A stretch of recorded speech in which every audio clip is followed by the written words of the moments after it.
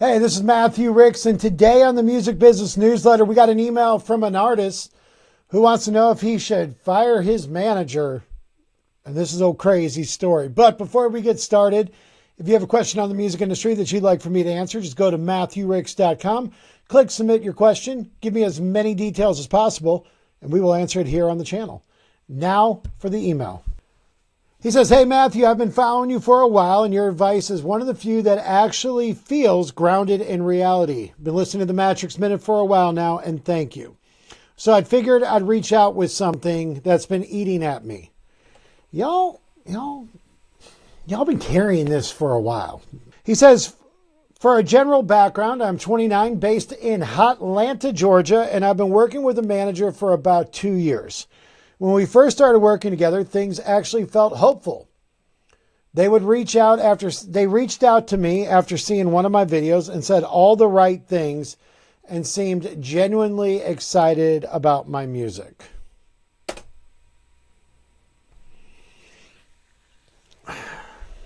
I'm going to hold my thought. Actually, I'm going to hold my thought. Let's continue.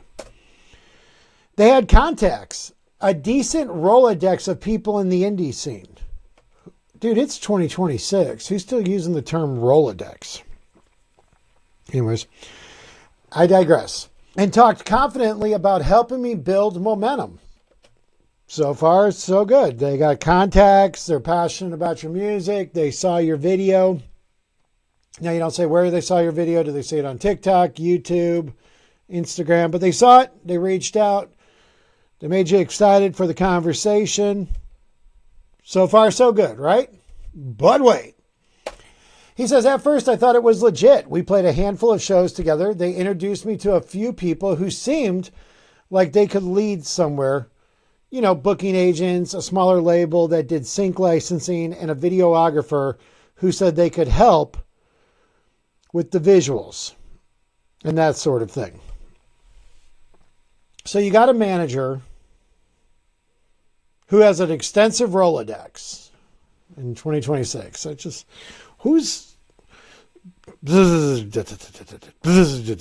Okay, anyways, sorry.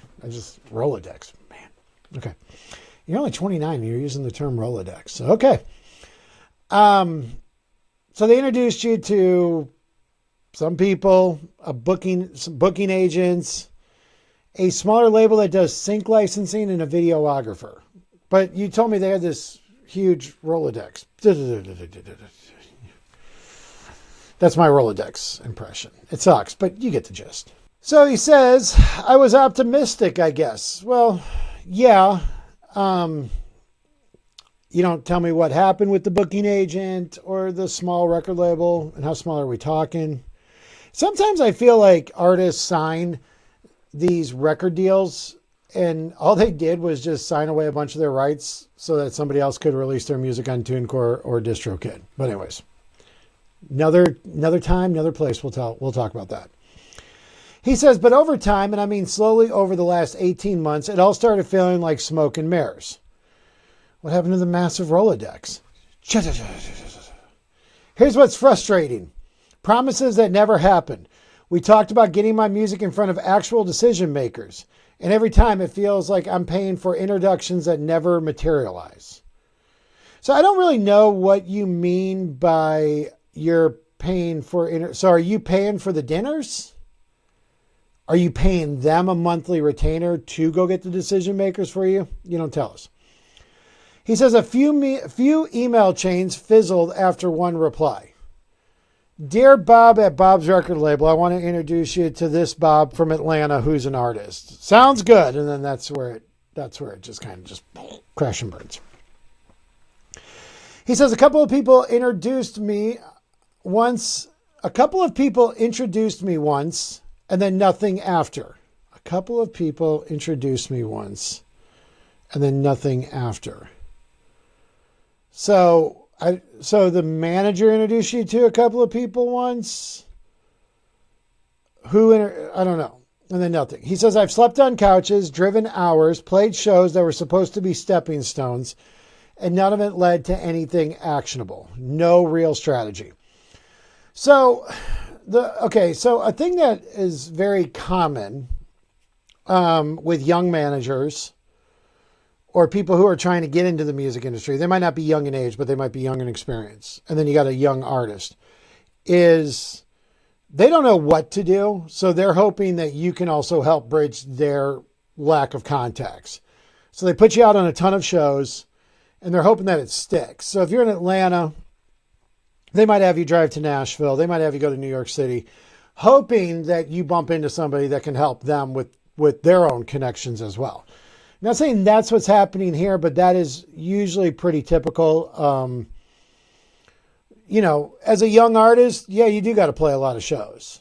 But, if they're promising you as it being a stepping stone and you're going to somewhere like Tallahassee, Florida, it's probably not going to be a big stepping stone, if there's 25 people there, but you're doing it to get your chops in, to build your rep.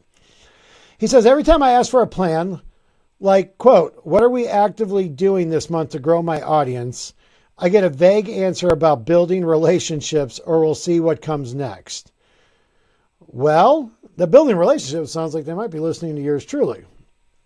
But are they building the relationships or are you building the relationships? Because sometimes artists get screwed over because a manager is just using their artist contacts to build their brand, to build their resume, to build their Rolodex, if you will, with no intentions that the artist is ever going to use it. Building relationships is important, but if I was your manager and that's my game plan, it's not really much of a manager. He says, and then they'll tell me, or we'll see what comes next. Yikes. There's no real calendar, no measurable goals, no roadmap. No, everybody here is just hoping to bump into something. He says it's just talk. They are hard to reach, he says. It's not like they ghosted me outright, but every time I ask a specific question, it can take days or weeks to hear back from them. How's your manager taking weeks to get back to you on a question? Like, I know some managers, and I always tell young managers, like, you don't need to talk to your artist every day. But weeks?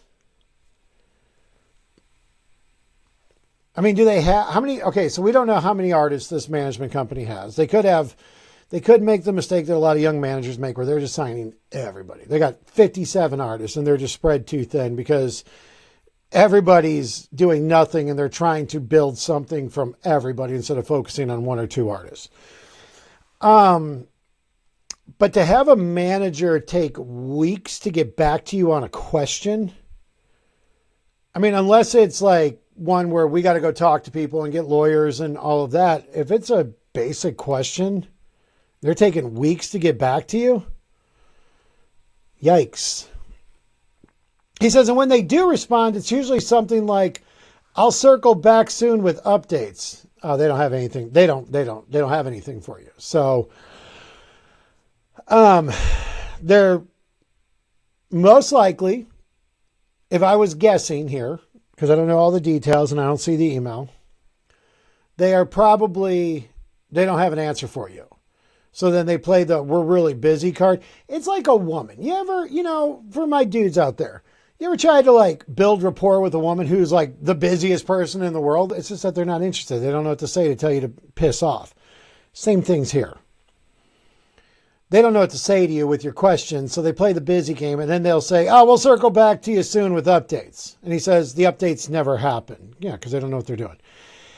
He says, I'm still doing all the work. It feels like I'm the one booking shows, contacting venues, pushing social content, coordinating everything, and the manager's involvement seems minimal. I've paid for everything up to this point, except their monthly cut, which is supposed to be their compensation. So what are you paying for? I mean, if you're paying to travel to do shows, that's your job.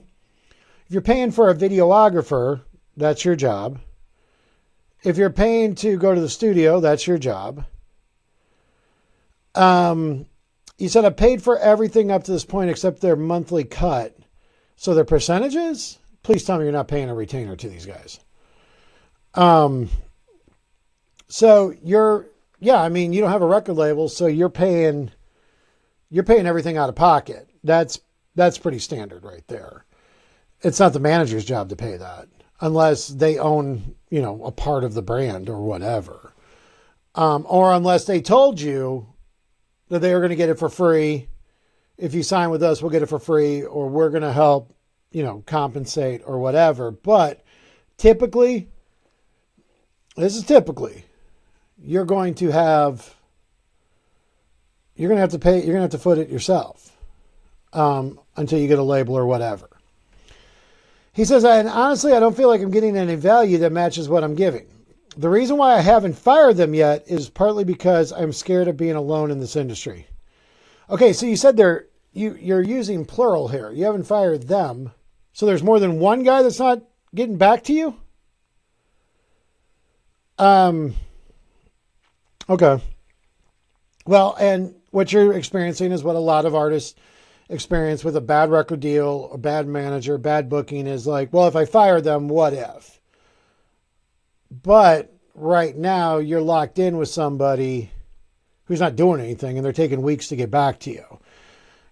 A lot of ways, depending on how long they're taking, and if you're being honest with you, if you have a manager that you're not hearing from for 5 weeks, 6 weeks, 7 weeks, whatever, they've kind of abandoned the contract in some ways, if you have a contract. He says, I don't have another manager lined up. Don't worry about getting another manager right now. He says, and I'm worried that dropping them will make me look unprofessional or like someone who can't be managed. I mean, look, you're building their contact list, it sounds like. So what are you worried about? The 4 people that they know that one of them's a small label that does sync licensing and some booking agent, some videographer. You think they're going to trash you? Like, they probably know these guys are a joke as well. Or they're just as equally as big of a joke as your managers are. He says, but at the same time, I feel like I'm wasting time and energy being attached to something that isn't moving. Right. You only get one. You're 29 years old. You get one chance at this life, and your managers are taking weeks to get back to you, and there's more than one manager. Even if there was one manager, that's unacceptable. But you're talking there's multiple guys, maybe 2, maybe more, and it's taking weeks. That's nonsense. So here are the questions that are weighing on me. How do I know if a manager is legitimately helping or just keeping me tied up while nothing happens? Typically, if they don't communicate with you for weeks, then they're just keeping you tied up while nothing happens. He says, is it better to be managerless for a while and focus on building independently, or should I stick it out for a bit longer? What are you holding on to? You've been with them now for 18 months. They haven't done anything for you. They're taking forever to get back to you in emails. What are you holding on to? Because sooner or later, you haven't paid them their compensation. Once again, I don't know if those are percentages. I don't know if it's a monthly retainer. Sooner or later, the niceness is going to, run its course and you're going to have to pay them. And if you cut them today, you're probably going to have to pay them anyways. He says, at what point do you separate because opportunities aren't materializing? Well, when they don't get back to you for weeks at a time, that'd be a good reason. When they haven't done anything and they promised you everything, that would be a good reason. Some of the best managers, when they're starting off, they kind of approach it like, I can't make any promises, but this is what we're going to try to do. And they set the bar a little high, but that's not, everybody's on the same page that this is a grind. This is an uphill battle. It's not going to be like, oh, it's going to be great. I know all these people, and then nothing happens. He says, how do I even bring this up with them without burning a bridge or looking ungrateful? Hey, Bob, you've been with me now for 18 months as my managers. It takes you guys weeks to get back to me. You don't give me any answers on anything. I can do this myself. I appreciate everything you've done for me. I got nothing but good things to say about you. If anybody says anything, I'll just tell them that it ran its course. And I think that maybe, your focus isn't in my career. Maybe you guys are distracted with other things. Maybe you don't have passion about this anymore. So I'm going to go and experience free agency. Wish you the best. He says, I'm honestly torn. I don't want to be naive, but I also don't want to throw away something that could still turn into a real situation. My guy, they're taking weeks to get back to you. You've been with them for 18 months and nothing's happened. And they're taking weeks to get back to you. See, typically I would tell the artist here, like, slow it down, whatever, lower your expectations.